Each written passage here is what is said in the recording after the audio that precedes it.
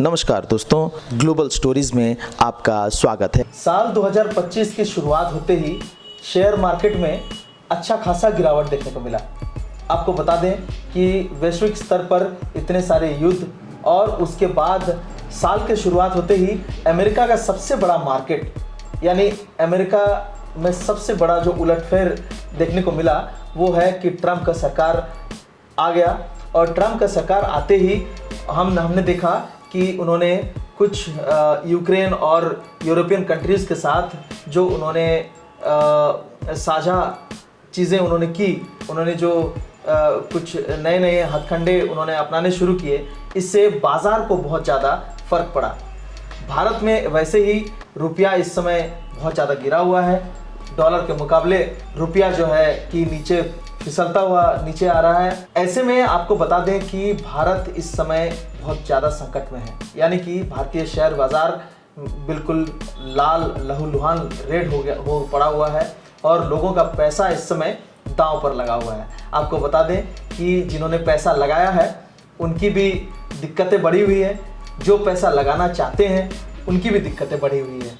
ऐसे में लोगों को इस समय समझ में नहीं आ रहा है कि कहाँ पैसा लगाएं, किस हद तक पैसा लगाएं और किससे सुझाव लें, उससे किससे क्या करें।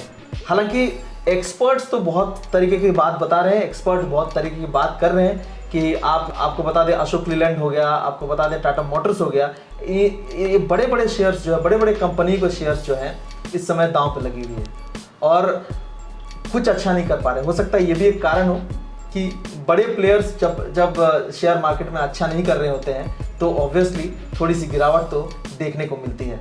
आज हम आपके समक्ष एक हमारे साथी और एक्सपर्ट आपके साथ हैं। ये आलोक जी हमारे साथ बैठे हुए हैं। आलोक जी, आपका ग्लोबल स्टोरीज में बहुत बहुत स्वागत है और इनसे जानने की कोशिश करेंगे कि आखिर शेयर बाज़ार में इतनी बड़ी गिरावट क्यों आई है और ये जो गिरावट के पीछे कारण क्या है। आलोक जी, आपका फिर से बहुत बहुत स्वागत है। 2025 की शुरुआत हुई और ऐसे में आपको बता दें कि बहुत ज़्यादा गिरावट आ गई है शेयर बाज़ार में, क्या कारण मानते हैं? धन्यवाद आपका इस पॉडकास्ट के लिए। जैसे कि आपका सवाल है कि इंडियन मार्केट में ऐसा इम्पैक्ट ऐसा क्यों आया, तो जैसे अभी पता है कि 2025 आ गई है, लेकिन चलिए 25 तो अभी आई है, अभी डोनाल्ड ट्रंप का अभी जस्ट सरकार उनका बना है, लेकिन उससे पहले इंडिया में क्या चेंजेस हुआ है। उसके पहले आप देखोगे कि इंडिया में भी नई सरकार का गठन हुआ है। तो इंडिया का जो सरकार है वो किस तरीके से देखते हैं, जो शेयर मार्केट इसको किस तरीके से रिएक्ट करते हैं। तो जैसे सरकार चेंज हुआ, ठीक है, मोदी गवर्नमेंट यहाँ पे आई है, लेकिन क्या मोदी गवर्नमेंट क्या पूरी मैंडेट के साथ आई है? नहीं आई है। तो सबसे पहला बात तो ये नेगेटिव इम्पैक्ट मेरा वहाँ से था। और मार्केट को ना एक ऐसा होता है कि एक कुछ चाहिए रिएक्ट करने के लिए। तो एक तो स्ट्रॉन्ग गवर्नमेंट हमारे पास यहाँ पे नहीं है फिलहाल, भले सरकार है लेकिन स्ट्रॉन्ग नहीं है। दूसरी बात हम बोलेंगे कि उसके बाद जो डॉलर और रुपया का जो उतार चढ़ाव आप देखेंगे तो अभी सबसे ज़्यादा हाईएस्ट है। इन्फ्लेशन रेट की अगर बात करें तो वो भी अच्छा खासा है। उसके बाद अगर बात करें अगर अंतर्राष्ट्रीय स्तर पर, तो वहाँ पर आप देखोगे कि जैसे सरकार अमेरिका का जैसे बनी है, डोनाल्ड ट्रंप ने बहुत सारा टैरिफ में चेंजेस उन्होंने किया है। बिल्कुल। तो अब भारत तो रिएक्ट करेगा ही। पहले तो ये देखिए कि भारत का अगर बात करें कि जो पूरा का पूरा अर्थव्यवस्था है, हम लोग टोटली सर्विस सेक्टर पे ज़्यादा डिपेंड करते हैं भारतीय अर्थव्यवस्था। बिल्कुल। और जो सर्विस सेक्टर जो है ना वो टोटली अमेरिका पे डिपेंडेंट करता है। आउटसोर्स ज़्यादातर हमारा काम यहाँ से होता है वहाँ से। तो अगर अमेरिका अगर रिएक्ट अगर कर रहा है किसी चीज़ को लेकर तो भारत में उसका इम्पैक्ट जरूर होगा। और ऐसा बात नहीं है कि सर्विस सेक्टर है। आप देखो कि जैसे कि डॉलर जो है वो एक स्टैंडर्ड करेंसी है पूरा अन्य जैसे कि करेंसी के मुकाबले में। तो अब अमेरिका तो आप जान रहे हो कि पूरा का पूरा एक तरह से वर्ल्ड लीडर है, तो वहाँ इम्पैक्ट आएगा, भारत में आना लाजमी है क्योंकि हम वहाँ से भी हमारा बहुत कुछ जुड़ा है वहाँ पे।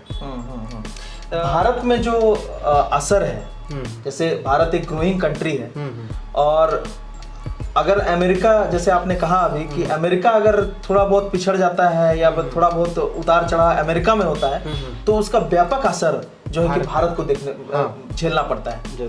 क्योंकि ये कृषि प्रधान देश है और इसमें पॉपुलेशन बहुत ज़्यादा है, तो मुझे लगता है कि थोड़ा संभाल कर चलने की ज़रूरत है। सही बात। तो आप क्या वजह मानते हैं कि सबसे बड़ा वजह, और क्या वजह मानते हैं कि इसमें जो इस तरह के गिरावट आने की वजह जो क्या है? देखिए, गिरावट आने की जैसे 4-5 वजह है, ऐसा नहीं है कि कोई एक वजह है। सबसे पहला बात तो अभी जो लेटेस्ट की अगर मैं बात करूँ तो एक टैरिफ जो है बहुत बड़ा इम्पैक्ट कर रहा है भारत को लेके, क्योंकि जो भी हम इंपोर्ट करते थे अमेरिका के थ्रू, तो जो भी टैरिफ का एक था, तो वहाँ पे डोनाल्ड ट्रंप ने भी मतलब कि घोषणा कर दी कि नहीं, हम भारत के साथ अब टोटली हम बराबर का टैरिफ हम रखेंगे। क्योंकि अगर हम पहले क्या होता था कि भारत का इंपोर्ट अमेरिका के मुकाबले कम होता था, समझ रहे ना। अब क्या है कि दोनों का बराबरी अगर होता है, अगर इंपोर्ट ड्यूटी के मामले में टैरिफ को लेके, तो भारत में भी चीज़ें महंगी होगी वहाँ से, तो ये रिएक्ट मार्केट जरूर करेगा। तो अच्छा, मुझे एक बात बताइए कि सीधा जो जब हम देखते हैं कि ग्राफ का जैसे यहाँ पे उतार चढ़ाव है, वो कैसे होता है? मतलब मान लीजिए कि कोई बड़े प्लेयर्स काम करते हैं तब ये ज़्यादा। हाँ, जैसे बड़े प्लेयर्स की अगर हम बात करें, जैसे मार्केट जब से डाउन है, अगर मैं बात करूँ तो सितंबर 2024 से लेकर अभी तक मार्केट कंटिन्यू डाउन है, और आगे कब तक डाउन होगा ये भी कुछ कहा नहीं जा सकता है। तो इसका एक रीज़न है, जैसे कि आप बता रहे हो, तो एक जैसे हम बोलते हैं शेयर मार्केट में FI और DI होते हैं, ठीक है। जैसे फॉरेन इंस्टीट्यूशनल इन्वेस्टर, इंस्टीट्यूशनल की अगर बात करें तो बड़े प्लेयर होते हैं, और हम लोग अगर नॉर्मल अगर जो बोलते हैं वो एक रिटेल ट्रेडर होते हैं। तो दो भाषा होते हैं, रिटेल ट्रेडर, इंस्टीट्यूशनल। तो अगर मान के चलिए बड़ा पैसा मार्केट से अगर जाएगा एक वॉल्यूम्स के रूप में, तो वो लाजिमी है कि मार्केट में उसका इम्पैक्ट दिखेगा। सितंबर से लेके अभी तक एक डेटा है, लगभग 1 लाख करोड़ जो है टोटल FI ने पैसा यहाँ से निकाल लिया है। तो वो भी एक इम्पैक्ट है।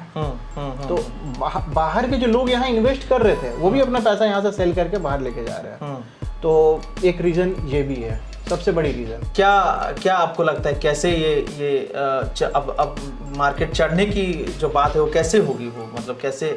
देखिए, चढ़ने की अगर बात है तो अगर नॉर्मल अगर लोगों की हम बात करें, अगर उनके व्यू के हिसाब से, तो देखिए 2 तरह के लोग होते हैं। एक ट्रेडिंग पॉइंट ऑफ व्यू से देखते हैं चीज़ों को, और एक होते हैं लॉन्ग टर्म के तरफ से। लेकिन अगर जो ट्रेडिंग के हिसाब से सोच रहे कि नहीं, तो ट्रेडिंग के हिसाब से आप शॉर्ट टर्म व्यू देखोगे, जैसे कि 6 महीना 1 साल, ये सब शॉर्ट टर्म में आता है। तो शॉर्ट टर्म में अगर आप देखोगे तो आपको ज़रूर मार्केट दिखेगा कि नहीं अभी डाउन चल रहा है। लेकिन अगर आपका व्यू है कि नहीं मेरा लॉन्ग टर्म है, पैसा आपका 5 साल 10 साल 20 साल के लिए अगर आपका अगर इस तरीके के सोच और माइंडसेट के साथ करते, तो इससे घबराने की भी ज़रूरत नहीं है लोगों को। लेकिन लोग पैनिक हो जाते हैं सब सिचुएशन में। तो लॉन्ग टर्म व्यू कभी लॉस नहीं करेगा लोगों का, क्योंकि आप देखोगे कि जो भी म्यूचुअल फंड है यहाँ पे, वो भी लगभग अभी सबका डाउन है। लॉकडाउन के टाइम में भी लोगों का डाउन चल रहा था, पोर्टफोलियो लगभग 40%, 50, 60, 70 इस तरीके का डाउन था। तो हमने वो फेज को भी देखा था। तो वहां से रिकवरी होकर मार्केट ने बहुत हाई बनाया। निफ्टी 17,000, 18,000, 20,000, 25,000 को क्रॉस किया। लेकिन आप एक अच्छा आपने अभी उदाहरण दिया कि लॉकडाउन के दौरान जब सब चीज़ एकदम मार्केट से गायब हो गया था, सर्विस सेक्टर बिल्कुल क्रम्बल था, और कोई बिल्कुल चीज़ें बहुत अच्छा से प्रोडक्शन नहीं हो पा रहा था, लोग काम नहीं कर पा रहे थे, इतना बड़ा डिजीज़ पूरे वर्ल्ड वाइड में फैल गया था। उस दौरान भी मुझे लगता है कि गिरावट तो आई जरूर है, लेकिन इतनी बड़ी गिरावट नहीं आई है अभी। लेकिन कोई पेंडेमिक नहीं है, कोई कोविड का सिस्टम नहीं है, कोई कुछ भी नहीं है। लेकिन ऐसे में इतना गिरावट का कोई मुख्य वजह तो है ही, लेकिन मुख्य वजह है। और यहाँ पे मुख्य वजह पहले पेंडेमिक में सिर्फ और सिर्फ एक ही वजह थी कि पूरा पेंडेमिक है। यहाँ पे ना व्यापार हो ही नहीं रहा है, तो लोग ट्रेड कैसे करेंगे एक कंट्री दूसरे कंट्री, पूरा का पूरा तो सिस्टम ऐसे ही काम करता है। तो उस समय तो चलिए एक हमें पता था कि एक ऐसा है, जब इससे उभरेंगे तो आगे मार्केट अच्छा करेक्शन हो सकता है। लेकिन अभी वाला सिचुएशन में है कि बहुत सारा मल्टीपल चीज ऐसे जुड़ा हुआ है। मुझे एक बात बताइए आपकी, जैसे हमारा भारत एशिया के अंदर आता है, तो एशियन कंट्रीज के साथ अपना बहुत ज़्यादा अच्छा रिलेशन लोगों के साथ नहीं है। कुछ कंट्री को अगर छोड़ दे तो एक तरफ पाकिस्तान है, एक तरफ बांग्लादेश है, दूसरी तरफ चाइना है, तीसरा श्रीलंका है, और बर्मा, भूटान और इस तरह अफगानिस्तान और ये जो सारे कंट्रीज़ हैं, ये हमारे भारत के मार्केट को कितना इम्पैक्ट करता है? देखिए, भारत का इम्पैक्ट तो करेगा ही, क्योंकि यहाँ पर भी हम एक सार्क नेशन का भी एक पार्ट है। सार्क की जो एक क्लब है यहाँ पे, तो इम्पैक्ट करेगा, क्योंकि बहुत सारा टैरिफ जो होता है वो सार्क कंट्री के भी हिसाब से चलती है। हाँ, हमारा पाकिस्तान के साथ अभी फ़िलहाल नहीं है कोई भी ट्रेड, लेकिन फिर भी इम्पैक्ट तो करेगा ही। लेकिन फिर भी अगर देखा जाए आसपास के लोग में कि अगर हमें बढ़ना है तो पड़ोसी के साथ में रिलेशनशिप भी अच्छा होना चाहिए, ट्रेड अच्छे होने चाहिए, तो पड़ोसी को भी लेकर चलना चाहिए और ट्रेड भी इम्पोर्टेंट है। यूक्रेन, यूरोप और जो अमेरिका के बीच अभी वार्तालाप जो चल रही थी, आपने देखा होगा कि एक सोशल मीडिया पे एक वायरल भी हो रहा था अमेरिका के साथ तीनों यूक्रेन और राष्ट्रपति और तीनों का जो बातचीत चल रहा था, उसमें बहुत ज़्यादा हीटेड डिस्कशन भी हो रहा था। तो ये सब आपको लगता है कि ये जो चीज़ें हैं, डोनाल्ड ट्रंप कह भी रहे हैं कि जो है कि आपका वार एक हफ्ते में ही ख़त्म हो जाता अगर आपको इक्विपमेंट प्रोवाइड नहीं करते, हम अगर आपको वार वेपन्स प्रोवाइड नहीं करते। तो ये कितना इसमें क्योंकि वार के जो चीज़ें हैं, वार के जो गोला बारूद और सारी चीज़ें, बंदूकें हैं, ये भी एक शेयर मार्केट का ही एक बहुत बड़ा ये भी एक हिस्सा है जो इंटरनेशनल ट्रेड में अपना एक अहम भूमिका निभाती है। तो ये आपको कितना लगता है कि ये देखिए, अभी का अगर मैं बात करूं तो आज से अगर हम 2 साल पहले की बात करें या 1 साल पहले जब वॉर स्टार्ट हुई थी, तो उसमें मार्केट ने रिएक्ट किया था और हमें भी यही लगता था कि मतलब हो सकता है हमें बहुत देखना पड़े मार्केट नीचे जाते हुए, लेकिन मार्केट ने वहां से भी करेक्शन लिया था। जो हमें पता नहीं था कि वॉर कितने दिनों तक चलेगा, लेकिन मार्केट वहां से भी रिकवरी हुई है। अभी वार्तालाप चल रही है, लेकिन मुझे नहीं लगता है कि ये जो वॉर सिचुएशन है ये ज़्यादा इम्पैक्ट किया होगा ये चीज़ों को, क्योंकि जब ये चीज़ चल रहा था तो मार्केट ने अच्छा परफॉर्मेंस दिया था। हाँ, जब वॉर स्टार्ट हुई थी उस समय मार्केट में रिएक्शन अलग था, लेकिन जैसे जैसे फिर पता चला कि रसिया और यूक्रेन जो है लंबा खींच रहा है, तो भी धीरे धीरे मार्केट भी अपने आप अच्छा लेवल तक आ गई थी। आप देखो, सोचिए उस बीच में हम 25,000 निफ्टी पे चले गए थे, और सोचिए तो ऐसा तो नहीं है कि हम बहुत ज़्यादा, हाँ, जो भी इन्वेस्टर होते हैं उनका एक माइंडसेट होता है कि ग्लोबल में क्या चल रहा है इंटरनेशनली, तो उन नेगेटिव इम्पैक्ट अगर होता है तो मार्केट पे भी असर होता है। लेकिन वो दौर से जब हम गुजर गए, अभी वार्तालाप हो रही है, लेकिन ये एक मुख्य वजह नहीं हो सकती है। मुख्य वजह के और भी कारण है। निफ्टी इस समय एकदम अभी 22,000 के आसपास है। मान लीजिए 21 हो जाए, मान लीजिए 20 हो जाए, तो क्या होगा? लोगों को क्या सोचना चाहिए उस समय? देखिए, मार्केट तो अभी एकदम नेगेटिव बना, अगर 20 हो जाए तो बहुत ड्रास्टिक कंडीशन हो जाएगा। 20, देखिए मुझे ऐसा लगता है कि ड्रास्टिक कंडीशन उससे भी नीचे हुआ। 20 तक भी ऐसा नहीं है कि एकदम ड्रास्टिक कंडीशन होगा, क्योंकि 17,000 पे भी मैंने देखा था कि 2 साल पहले तक था ट्रेंड, उसमें लगा था 17,000 से फिर ऐसा नहीं कि 16-15 पे चल जाए, लेकिन 17,000 का एक अच्छा सपोर्ट हमें मिला था। तो यहाँ पे अभी भी ऐसा नहीं है कि कुछ खत्म हुआ है, अभी भी हम 22,000 पे है। तो लोगों को क्या करना चाहिए इसमें? देखिए, लोगों को पैनिक नहीं होना चाहिए। अगर जो लॉन्ग टर्म इन्वेस्टर है तो इससे घबराना नहीं चाहिए। देखिए, मार्केट है वो अप एंड डाउन होगा। अप हुआ था तो पैसा बना के जरूर लोगों को दिया था, लेकिन अभी डाउन है तो यही एक पेशेंस है कि आप मार्केट में कितने दिनों तक आप बने रहते हैं। लॉन्ग टर्म व्यू रखिए, कोई दिक्कत नहीं होगी, लेकिन आप शॉर्ट टर्म व्यू 6 महीना 1 साल का अगर आप सोचोगे तो कुछ नहीं होने वाला। क्योंकि जो लॉकडाउन में जो इन्वेस्ट किए होंगे, मान के चलिए जो 100 रुपये इन्वेस्ट किए होंगे, हो सकता है उनका अभी पैसा 100 का 250 रुपये हुआ होगा, लेकिन उनका पोर्टफोलियो अभी हो सकता है 150 तक चला गया होगा, 150, ठीक है। लेकिन एक ओवर प्राइस्ड जो हो गया था चीज बीच में 25,000 26,000, तो समझ लिए कि मार्केट एक कंसोलिडेशन की फेज में है। मार्केट लगभग बहुत ज्यादा ओवर प्राइस था अपने वैल्यूएशन से। मान के चलिए कोई जमीन है, जमीन का कीमत मान लीजिए 1 लाख रुपए है आपके आसपास में, वहां से मान के चलिए कुछ ऐसा सोचिए कि बगल से कुछ एक मॉल बनने वाला है आसपास में, या फिर एयरपोर्ट बनने वाला है वहां पे, तो आप भी देखोगे कि उसका भी चीजों का दाम जो 1 लाख है वो 10 लाख तक भी चला जाता है, और लोग उसके वो सोच के वहां पर भी इन्वेस्टमेंट करते हैं। शेयर मार्केट में भी कुछ इस तरीके से देखा जा सकता है, क्योंकि मार्केट सोचिए 17-18 हजार के बाद 20,000 जहां जाना चाहिए, मार्केट लगभग 26,000 क्रॉस कर गया था। तो एक बबल जो होता है, तो बबल तो कभी ना कभी तो फटेगा कटेगा ही ना। अब बाद में पता चला कि नहीं, बगल से तो एयरपोर्ट पास ही नहीं हुआ। ठीक है, जैसे यहाँ पर भी आप देख रहे होंगे धालबुमगढ़ में पहले बहुत लोग ने इन्वेस्ट किया था, बहुत ज़्यादा ज़मीन लेकिन अभी भी वो सोच रहे हैं कि नहीं बेकार का हम इन्वेस्ट किए थे। तो चीज़ें ओवर प्राइस हो जाती है कुछ चीज़ों की वजह से।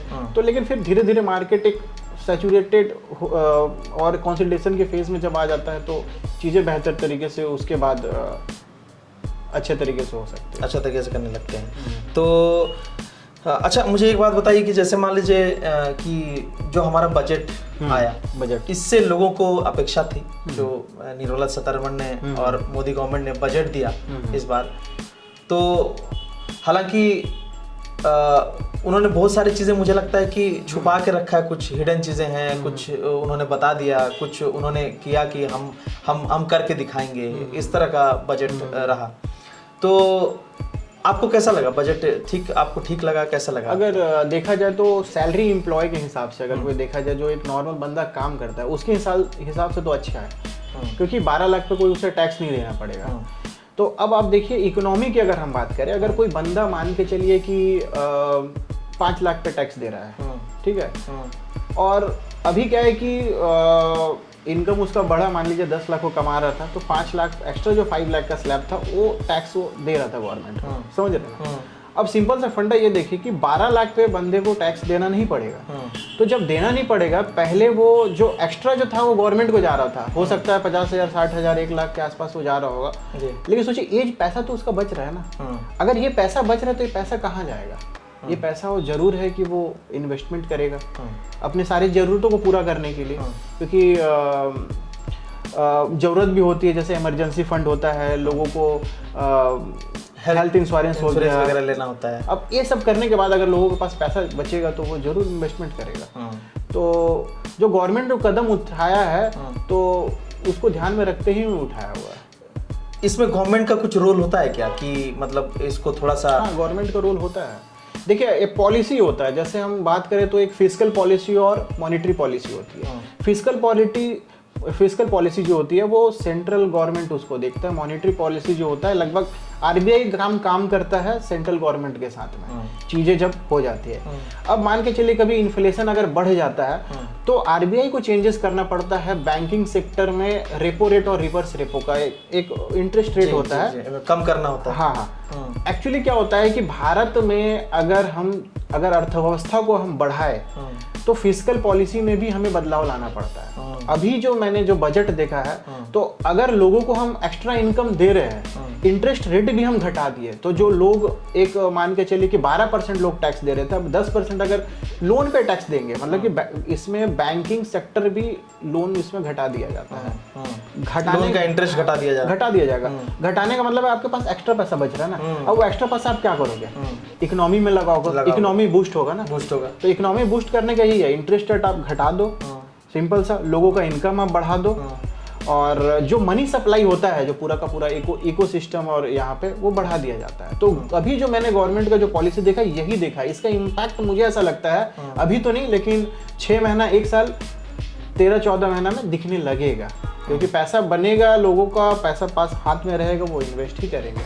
तो लगभग ये पॉलिसी, मतलब अगर मैं बात करूँ तो 2 तरीके से बोल सकते हैं, एक्सपेंशन के हिसाब से और कॉन्ट्राडिक्ट के हिसाब से। तो एक्सपेंशन हम तब करेंगे जब इकोनॉमी को हम चाहेंगे कि ज़्यादा बूस्ट करें, तो अभी तो इस मोडे में है, एक्सपेंशन के मोड में जो गवर्नमेंट ने जो लिया है। अगर आपको डीप से अगर देखेंगे इसे, जो कॉमन लोग हैं, जो मार्केट को रोज पढ़ रहे हैं, देख रहे हैं और कोशिश कर रहे हैं कि हम कहाँ इन्वेस्ट कर रहे हैं, कहाँ लगाएं, कहाँ ना लगाएं, रोज जो रिसर्च कर रहे हैं, रोज देख रहे हैं, या कॉल पे लगाएं या पुट पे लगाएं, और सारी चीज़ें जो कर रहे हैं, तो